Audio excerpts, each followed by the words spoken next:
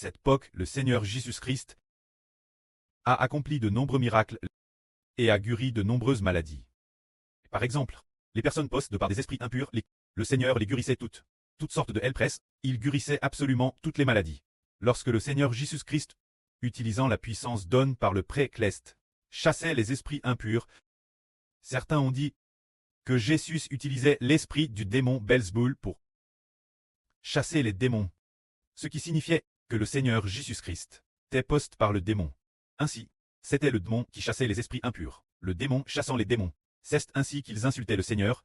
Alors le Seigneur a dit, tout péché commis par les hommes sera pardonné, mais le blasphème contre le Saint-Esprit ne sera pas pardonné, parce que insulter le Seigneur Jésus en le traitant de démon, c'est parce que le Seigneur Jésus n'utilisait pas l'esprit du démon pour chasser les démons, mais il les chassait par le Saint-Esprit. Le Rédempteur chassait les démons par l'Esprit de Dieu. Par conséquent, ils ont pris l'Esprit qui est dans le Christ Rédempteur pour l'esprit du démon. Alors le Seigneur a dit, prendre le Saint-Esprit de Dieu pour l'esprit du démon, une telle personne ne sera pas pardonnée. C'est pourquoi le Seigneur a dit, que ce soit dans ce cycle ou dans le cycle venir, elle ne sera pas pardonnée. C'est précisément parce que ces gens ont insulté le Seigneur, en l'appelant le démon Belzébuth, qu'ils ne seront pas pardonnés.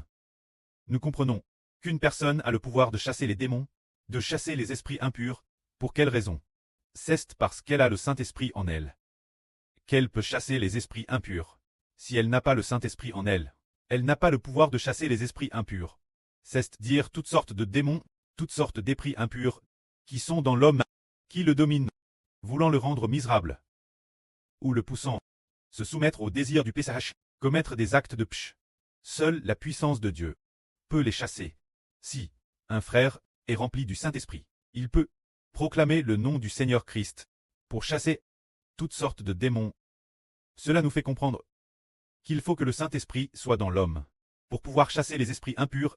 Alors par exemple, ceux des religions, ils invoquent le nom du Seigneur Jésus-Christ. Pour chasser les démons, peuvent-ils les chasser? Si ils n'ont pas le Saint-Esprit en eux, ils ne le peuvent absolument pas. Il se pourrait, madame, qu'en essayant de les chasser, ils finissent eux-mêmes par très possédés par le démon leur tour. Parce que dans certaines religions, ils ont une sorte de danse qui se dit chrétienne. Ils dansent, et puis, ils disent qu'un certain esprit saint est venu, et alors, un esprit impur entre eux. Dans cette religionnelle, le frère Heber a aussi oublié. Comment elle s'appelait, il a oublié.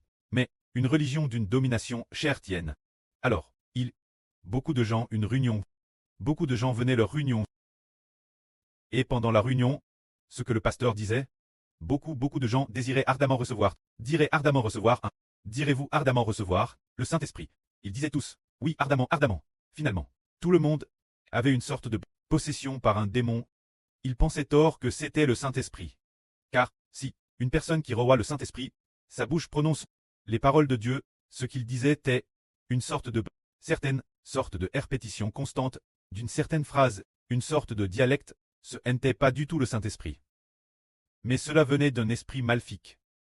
C'est pourquoi ce qui permet vraiment de recevoir le Saint-Esprit, moins que le pré-cleste et le Seigneur, ne lui donne l'autorité. Alors, il prie, et en demandant on reçoit, moins que il ne soit un membre du corps du Christ, qui a digéré eu le Saint-Esprit.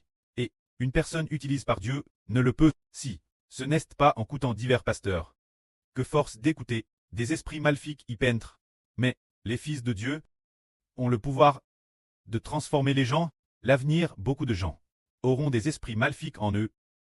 Alors le Seigneur nous donne l'autorité pour pouvoir chasser les esprits maléfiques des gens, afin qu'ils reçoivent l'Esprit de Dieu et obtiennent une vie ingénieure.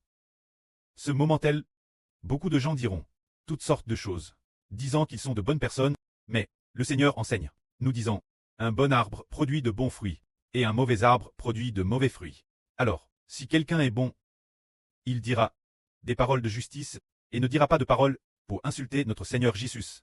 Car, ils insultent le Seigneur Jésus, en le traitant de démon Belzébuth. C'est pourquoi le Seigneur dit, ce qui est rempli de méchanceté l'intérieur, s'exprime par la méchanceté. Le Seigneur dit que ces gens seuls, au jour du jugement, seront jugs. Seront-ils jugs? Ils seront certainement jugs, car, c'est le Seigneur Jésus-Christ. C'est le Seigneur Jésus-Christ. Est le Seigneur Jésus-Christ.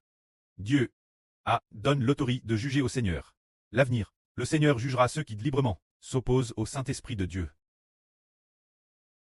Ce moment tel, beaucoup de gens s'étaient rassemblés en grand nombre. Alors, quelqu'un demanda au Seigneur, « Maître, s'il te plaît, montre-nous un miracle, pour que nous le voyions. » Alors le Seigneur dit, « C'est une nation mauvaise et adultère. Les gens de cette nation cherchent toujours voir un miracle, mais, excepte le miracle de Jonas, il ne leur sera donné aucun autre miracle. Car de Madame que Jonas fut 3 jours et 3 nuits dans le ventre du grand poisson, et fut un signe pour les Ninivites.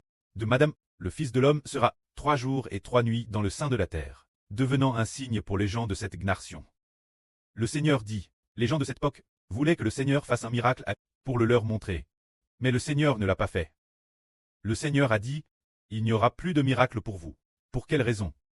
Parce que le Seigneur avait déjà accompli assez de miracles. Il les avait tous vus. Mais bien qu'il ait fait tant de miracles, ce n'était pas pour croire en lui qu'il venait, mais simplement pour s'amuser, trouvant le Seigneur très fort, trouvant cela amusant, qu'il ait le pouvoir de faire des miracles. Il ne venait pas pour croire au Seigneur et obtenir la vie éternelle. C'est pourquoi le Seigneur dit, il y a ici quelqu'un de plus grand que Jonas. Le Seigneur dit, Jonas fut un signe pour les Ninivites. Le Seigneur Jésus-Christ allait devenir, en restant 3 jours et 3 nuits dans le sein de la terre, un signe pour les gens de cette nation. C'est dire qu'il devait rester 3 jours et 3 nuits dans le sein de la terre, très enseveli. Mais après sa résurrection, il est devenu le signe de cette nation, faisant dire, waouh, cet homme après 3 jours et 3 nuits, ayant te tué et mis au tombeau, et après, puisqu'il est ressuscité des morts, c'est un grand miracle, et disant, cet homme ressuscite des morts. Qui est-il? Comment peut-il ressusciter des morts? Ainsi, après sa résurrection des morts, les gens allaient se tourner vers lui. Parce que, ce miracle qu'il a fait est sans précédent depuis les temps anciens, il a tué, avait DJ expire. Son sang avait entièrement vert. Et pourtant, le 3e jour, il est ressuscité des morts. Alors cet homme, ne serait-il pas le Christ rédempteur dont il a parlé? N'est-il pas le Messie?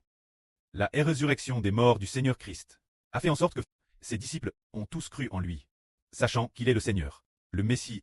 Ensuite, le Seigneur Jésus a de nouveau enseigné les mystères du royaume des cieux. Ses disciples, les apôtres, ont alors tous cru, ont compris que Jésus est le Rédempteur, et tous ont voulu se placer sous le nom du Seigneur. Alors, si nous, sachant que Jésus est le Rédempteur, qu'il est le Seigneur Christ, si nous ne voulons pas nous placer sous son nom, si nous ne voulons pas croire en lui, alors il ne voudra pas nous sauver.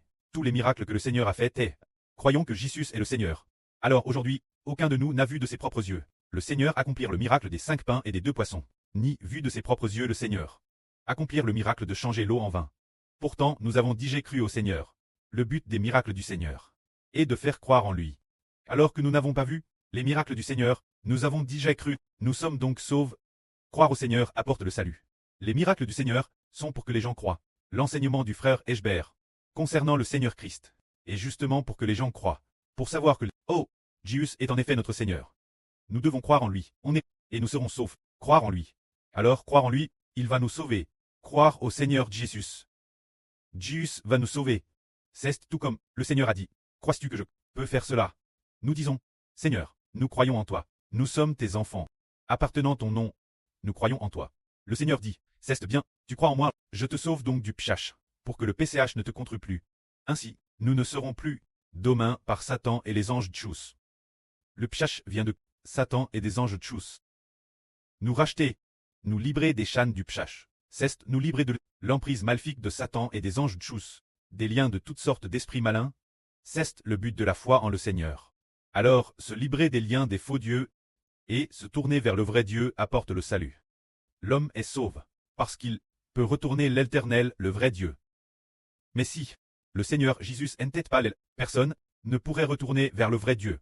Car c'est parce que le Seigneur Jésus nous sauve, que nous avons la force de retourner vers l'Éternel Dieu. Si le Seigneur ne nous sauvait pas, et que nous voulions retourner vers l'Éternel, par exemple, nous dirions, nous voulons tellement retourner vers Dieu, mais, bien qu'ayant ce désir dans le cœur, pourtant, on ne peut jamais retourner vers Dieu. On continue de faire le mal, de commettre des péchés, voire d'adorer des idoles, de commettre toutes sortes d'actes mauvais. En s'éloignant de Dieu, pourtant on sait que faire cela conduira seulement, très puni et détruit par Dieu. Mais bien qu'on veuille retourner vers Dieu, on n'y arrive pas, parce qu'il y a une force invisible, nos yeux. Une force démoniaque qui ramène l'homme au diable. Alors le précleste dit avec colère: si tu continues de faire le mal, je me mettrai en colère et ne t'agréerai plus. Alors que faire? Pour que nous puissions retourner vers Dieu, invoquer le nom du Seigneur Jésus. Le Seigneur Jésus nous sauve, pour que nous puissions retourner auprès de Dieu. Le Seigneur Jésus-Christ, le prêt établi, que tous ceux qui acceptent Jésus-Christ, le Seigneur Jésus, le sauvera, pour qu'ils puissent retourner auprès de Dieu. C'est pour nous faire comprendre que le Seigneur fait des miracles, afin de nous faire accepter le Seigneur. Ceux qui croient au Seigneur, le Seigneur nous sauvera, pour que nous puissions retourner auprès de Dieu. Ce moment tel, le Seigneur Jésus enseigna, lors du jugement, les Ninivites, avec la personne de l'époque du Seigneur Christ. Ces gens, eux, ressusciteront ensemble. Et les Ninivites jugeront les gens de l'époque du Seigneur Jésus-Christ. Le Seigneur dit encore que c'est parce que les Ninivites ont cru le message de Jonas et se sont repentis, ont cru l'exhortation de Jonas et se sont repentis. Mais les gens de l'époque du Seigneur Jésus ne se sont pas repentis et n'ont pas voulu se tourner vers le Seigneur. Or, le Seigneur est plus grand que Jonas. C'est pourquoi les gens seront juges. L'avenir. Au jour de la résurrection et du jugement. La reine de Saba. Se dire la reine du Midi ressuscitera aussi. Et jugera les gens de l'époque du Seigneur Christ.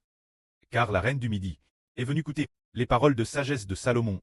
Mais les gens de l'époque du Seigneur Christ n'ont pas accepté une telle vrille du Seigneur. C'est pourquoi ces gens seront juges. En conclusion, le fait que le Seigneur Christ accomplisse des miracles est pour nous faire comprendre qu'il faut se tourner vers le Seigneur, que tous se tournent vers le Seigneur, pour ne pas être juges, que la gloire soit auprès et au Seigneur. Amen.